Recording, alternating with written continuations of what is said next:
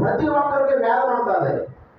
అది కుటుంబ వేదన, ఆర్థిక వేదన, ఆరోగ్య వేదన, రకరకాలైన వేదనలు పడుతూ ఉంటారు ప్రజలు. అయితే దేవుడు మనతో మాట్లాడుతూ ఉన్నారు. ఏమంటున్నారంటే, ప్రయాసపడి గాలి వాన చేత పట్టబడి ఆదరణ లేక ఉన్నదానా అని చెప్తూ యెషయా గ్రంథం 54:11 మాటలు ఉన్నాయి. ఏమంటున్నాడు ఆయన?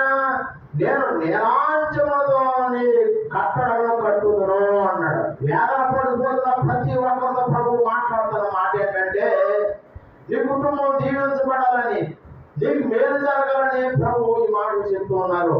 నీరాంజనములతో నీ కట్టడలను కడతాను అంటున్నాడు.